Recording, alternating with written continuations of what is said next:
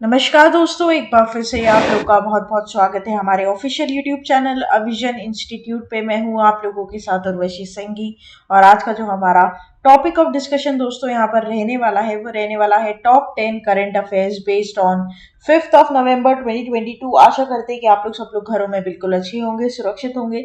Session को start करने से पहले दोस्तों मेरी आप लोगों से एक छोटी सी रिक्वेस्ट रहेगी कि जो भी हमारे चैनल पर नया जुड़ा है या फिर इन वीडियोस को पहली बार देख रहा है, make sure that you hit the subscribe button. Also don't forget to press the bell icon. Also share this video with your friends as well. सिर्फ इतना ही नहीं दोस्तों, अगर आप लोग चाहते हैं कि सेशंस की पीडीएफ आप लोग को मिल जाए तो डिस्क्रिप्शन में जाकर लिंक की हेल्प से सेशन की पीडीएफ को भी आप लोग अवेल कर सकते हो। और साथ ही साथ आप लोग हमारे ऑफिशियल टेलीग्राम चैनल अविजन इंस्टीट्यूट के ग्रुप को भी जरूर ज्वाइन कीजिए। उससे होगा क्या दोस्तों, जब भी कोई नई वीडियो यहाँ पर अपडेट होगी उसका लिंक और उसका नोटिफिकेशन, उसकी पीडीएफ आपको सबसे पहले टेलीग्राम चैनल पर ही मिल जाएगी। और साथ ही साथ आप लोग वहां से बहुत इजीली उसे एक्सेस और अवेल भी कर सकते हैं। साथ ही साथ दोस्तों आप लोग हमारे ऑफिशियल वेबसाइट पर विजिट कर सकते हैं www.avision.co.in, जहां पर आपको जितने भी ऑनगोइंग क्रैश कोर्सेज हैं या अपकमिंग क्रैश कोर्सेज हैं उन सभी की डिटेल मिल जाएगी। हमारा ऑफिशियल ऐप भी दोस्तों आप लोग को प्ले स्टोर पर बहुत इजीली मिल जाएगा, तो आप उसे भी डाउनलोड कर इंस्टॉल कर सारी सुविधाएं प्राप्त कर सकते हैं। तो चलिए फिर बिना किसी देरी के सेशन को आगे बढ़ाते हैं दोस्तों। बहुत कुछ है जानने के लिए। बिना किसी देरी करे हुए पहला क्वेश्चन आपको आपके और मेरे साथ हमारी स्क्रीन पर ये रहा। Ministry of Electronics and IT has approved the setting up of a greenfield electronics manufacturing cluster in Ranjangaon of which state, right. तो यहाँ पर दोस्तों आप लोग को बताना है कि ministry of electronics and IT ने अप्रूव बेसिकली यहाँ पर किया है ईएमसी को, that is greenfield electronics manufacturing cluster in Ranjangaon, right. कौन से स्टेट का दोस्तों बेसिकली है तो ये बताना है आपको। गुजरात, महाराष्ट्र, उड़ीसा और Andhra Pradesh. Correct will be on Maharashtra, right. तो अगर हम पूरी बात करें यहाँ पर तो union minister of state of electronics and information technology Rajeev Chandrasekhar announced that an electronics manufacturing cluster is to be developed in the Ranjangaon area of Maharashtra. The electronics manufacturing clusters will be developed for rupees 500 crores, right? Simple बात यह है कि यहाँ पर total fund outlay कितना बताया गया, ये एक पॉइंट बड़ा इंपॉर्टेंट हो जाता है। तो ये हो जाएगा 500 करोड़ रुपए, राइट। तो यहाँ पर इसका टोटल फंड आउटले जरूर याद करेगा। देखिए जैसे सेकंड पॉइंट में यहाँ पर लिखा हुआ है government will invest up to rupees 500 crore in this project, right? Electronics manufacturing cluster are expected to generate thousands of jobs in the coming years and will attract an investment of rupees 2000 crores also, right? तो यहाँ पर दोस्तों कौन सी ministry यहाँ पर इसमें engage है तो ये भी ध्यान रखना, ministry of electronics and information technology, right. ये भी एक बड़ा इंपॉर्टेंट यहाँ पर हो जाता है क्योंकि क्वेश्चन जो है दोस्तों या तो फंड आउटले या फिर कौन से मिनिस्ट्रीज में इन्वॉल्व है, कहाँ पर ये प्रोजेक्ट इनॉग्रेट हुआ है फाइनली, तो ये सारी चीजों पर क्वेश्चन बनने के चांसेस बहुत ज्यादा बढ़ जाते हैं, ठीक है। तो हर वो पॉइंट जहां पर आपका क्वेश्चन बन सकता है वो हम यहाँ पर लेते हुए चलेंगे, डिस्कस करते हुए चलेंगे, ठीक है। तो union minister Rajeev Chandrasekhar informed that the electronic manufacturing cluster have been approved to make Maharashtra into a electronic hub, right. और दोस्तों ये कौन से ये आपके स्टेट में है तो महाराष्ट्र की बात है, ये ध्यान रखिएगा। The electronics manufacturing cluster provide project has joined Tamil Nadu, Noida and Karnataka in making an aggressive pitch to emerge a powerful electronic hub. तो दोस्तों बेसिकली महाराष्ट्र के इलेक्ट्रॉनिक हब में ये लोग कन्वर्ट करने जा रहे हैं और आने वाले टाइम में इलेक्ट्रॉनिक हब बहुत सारी एम्प्लॉयमेंट जनरेट करेगा और इन्वेस्टमेंट को अट्रैक्ट करेगा, ऐसा इनका संभावना, ऐसी अजम्पशंस यहाँ पर लगाई जा रही है, ठीक है। तो ओवरऑल कॉस्ट यहाँ पर जो डेवलप करने की ईएमसी को likely to be 500 crore rupees है, ये बात बता दी मैंने आपको। और यहाँ पर गवर्नमेंट कितना कंट्रीब्यूट करेगी तो 207 करोड़ रुपए अप्रोक्सीमेटली यहाँ पर गवर्नमेंट इसमें कंट्रीब्यूट कर रही है, ठीक है। तो ये बात आपको इधर क्या करनी है, ध्यान रखनी है। कुछ इंपॉर्टेंट बुलेट पॉइंट्स बनाते चलिएगा क्योंकि जब आप अपने एग्जाम के पास इसको रिवाइज करेंगे दोस्तों तो हमारे पास इतना समय नहीं होता उस टाइम कि हम पूरी डिटेल वापस पढ़ें। जो हमने बुलेट पॉइंट्स आज बना लिए वो हमारे फ्यूचर में हमारे रिवीजन टाइम में बहुत काम आएंगे। और आप ये बात जान के चलिए कि revision is the key to success. अगर रिवीजन किसी चीज का नहीं हो पा रहा है ना तो फिर वो एक प्रॉब्लमैटिक सिचुएशन आ जाती है, फिर आगे पढ़ने से फायदा नहीं है। रिवीजन जो है वो आपकी बुनियाद को पक्की बनाता है, राइट। तो रिवीजन करते टाइम आपको बुलेट पॉइंट्स का ही फायदा उठाना है। नेक्स्ट चलता है, UPI transactions grow 7.7% to dash in October 2022, right. तो 730 करोड़, 740 करोड़, 750 करोड़ और 760 करोड़, करेक्ट विल बी और 730 करोड़, राइट। तो यहाँ पर यूपीआई ट्रांजेक्शन जो है वो ग्रो किया है करीबन 7.7% तक, और वो तो कुल मिलाकर कितना हो गया, 730 करोड़ रुपए, ठीक है।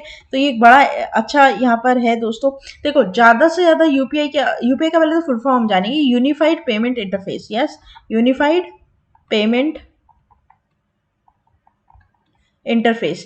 दोस्तों यूपीआई से जितनी ज्यादा ट्रांजेक्शन होती है उतना अच्छा, क्योंकि ये सारी ट्रांजेक्शन्स पे बहुत इजीली एक्सेसिबल कर सकता है आरबीआई, राइट। तो यहाँ पर देखो, Bharat interface for money Bhim using unified payments interface UPI Bhim UPI recorded a new high transaction rose bye 7.7% in October to 730 crores.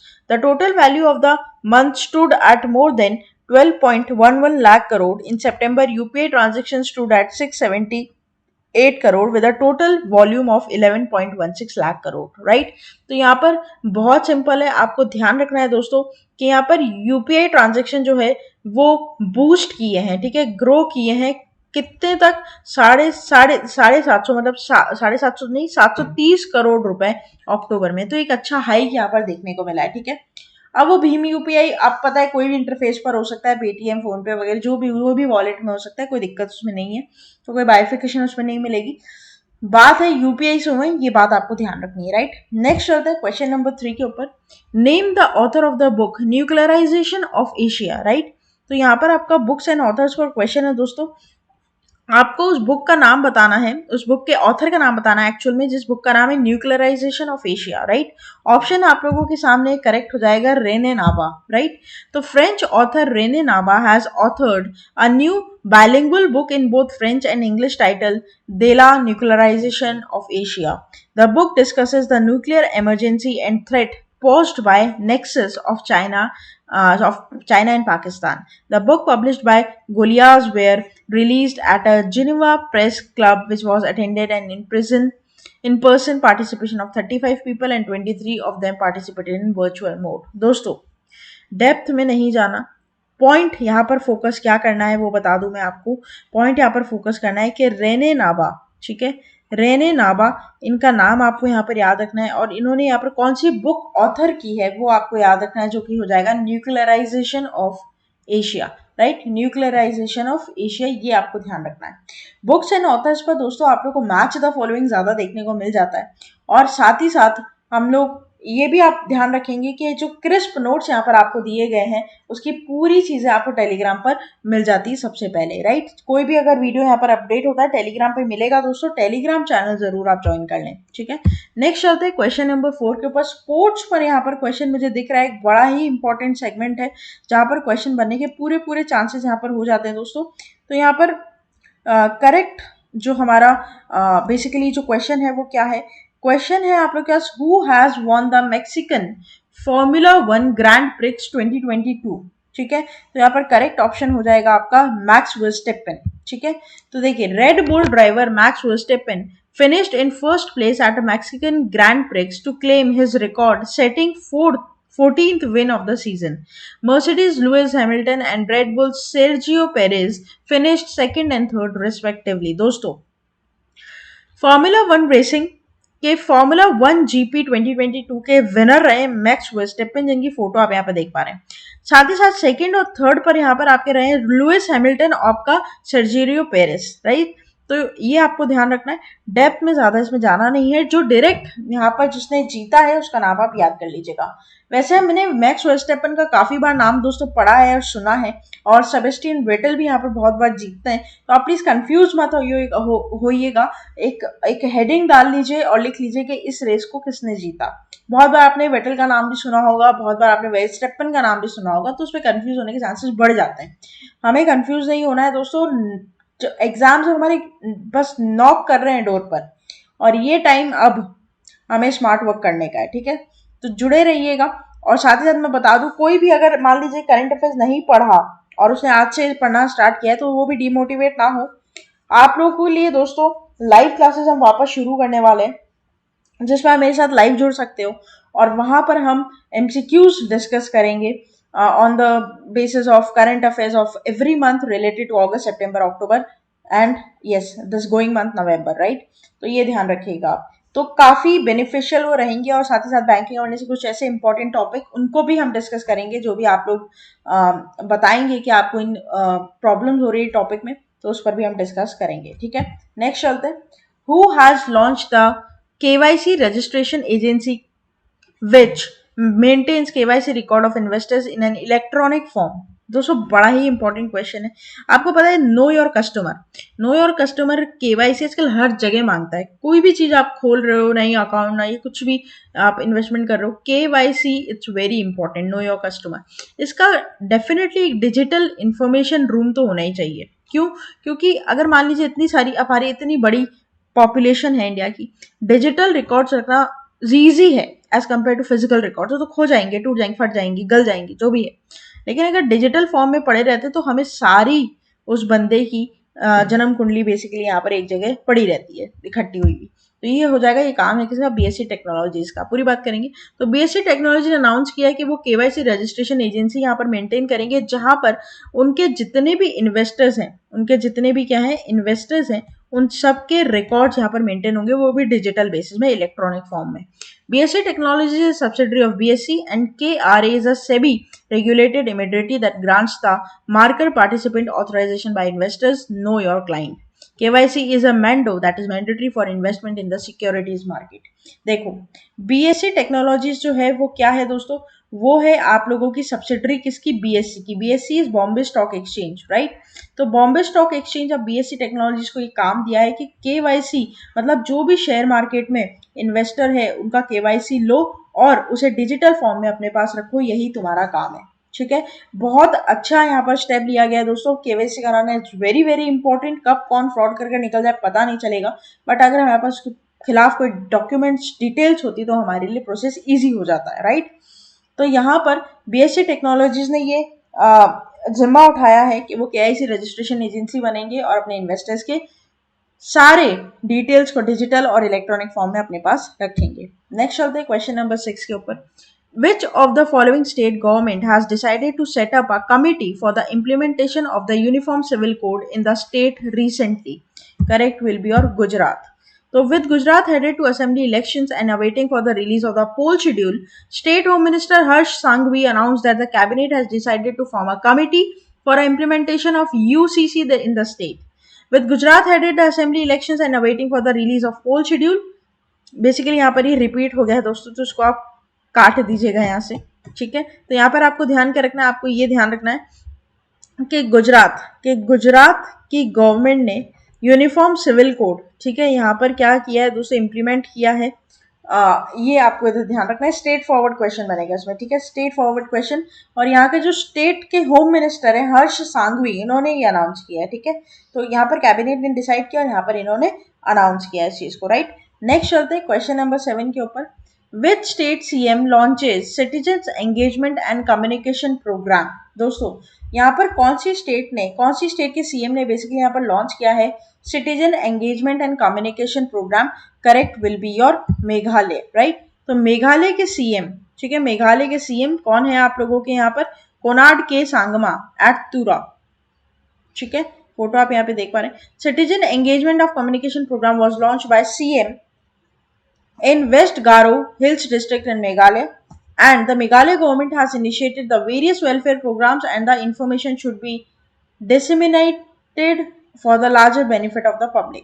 Basically दोस्तों मेघालय के चीफ मिनिस्टर ने वहाँ के लोगों के लिए, मतलब द पीपल ऑफ मेघालय, उनके एंगेजमेंट और उनकी कम्युनिकेशन प्रोग्राम के लिए ये लॉन्च किया है ये पूरा ऑपरेशन, ताकि बेटरमेंट हो सके और एंगेजमेंट और ज़्यादा बढ़ सके वहाँ के पब्लिक के बीच में, ठीक है। तो सिंपल बात है, ज़्यादा क्वेश्चन एक्सपेक्ट नहीं किया जा सकता, बट करेगा भी तो डायरेक्टली स्टेट पर क्वेश्चन यहाँ पर दे सकता है।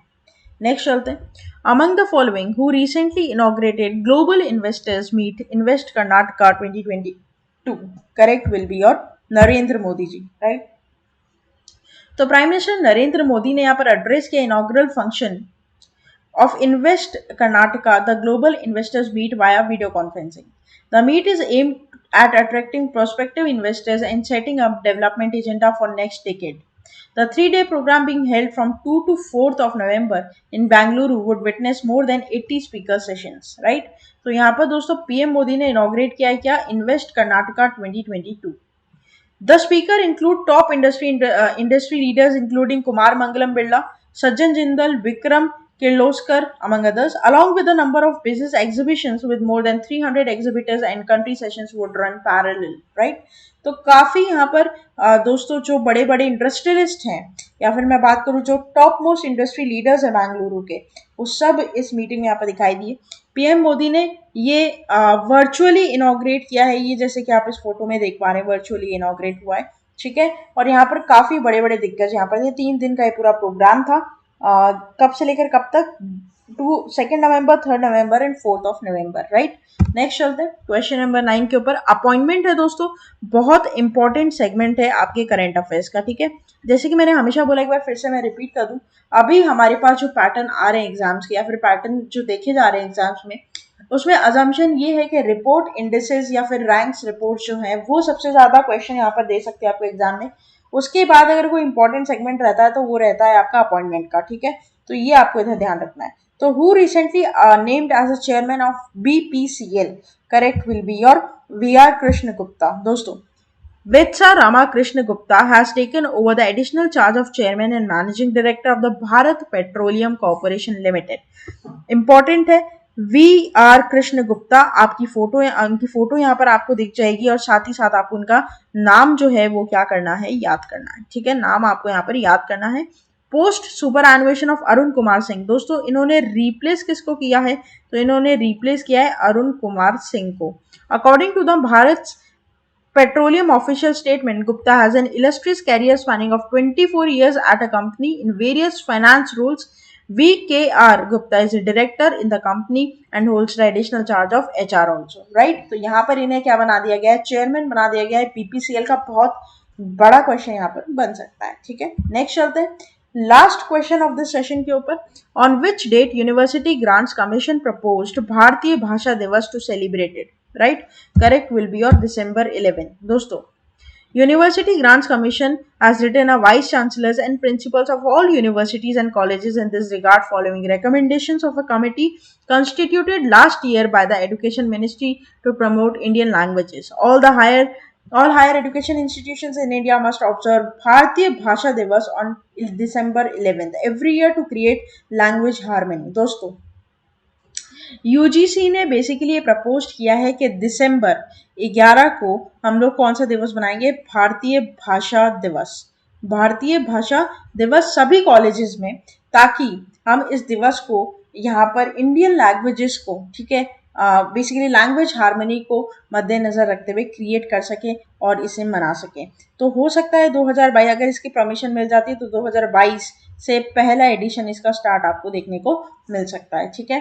तो ये ग्रांट किया गया है किसके द्वारा, आपका यूजीसी के द्वारा, मतलब प्रपोज किया गया है किसके द्वारा, यूजीसी के द्वारा, राइट. सिंपल बात है. तो ये था हमारा पूरा टॉप 10 करंट अफेयर्स का सेशन. आशा करते हैं सेशन आप लोग को दोस्तों अच्छा लगा होगा. अच्छा लगा है तो प्लीज लाइक करना मत भूलिएगा. चैनल को आप लोग तुरंत ही सब्सक्राइब कर लीजिए. साथ ही साथ आप लोग इसे शेयर कर सकते हैं अपने फ्रेंड्स के साथ, रिलेटिव्स के साथ और ऐसे एग्जाम एस्पिरेंट्स के साथ जो कि कॉम्पिटेटिव एग्जाम की दोस्तों तैयारी कर रहे हैं. आप डायरेक्टली मेरे साथ जुड़ सकते हैं टेलीग्राम चैनल के ऊपर, जहां पर आपको इन सभी वीडियोस की लिंक और पीडीएफ मिल जाएगी और साथ ही साथ कुछ एमसीक्यूज वहां पर अपलोड होते हैं मेरे द्वारा, जिसको प्रैक्टिस कर कर आप अपनी प्रिपरेशंस को और ज्यादा मजबूत बना सकते हैं दोस्तों, राइट. तो ये बात भी आप लोग इधर ध्यान रखेंगे. तो आगे आने वाली वीडियोस के लिए बने रहिए. तब तक के लिए दोस्तों thank you so much and have a nice day.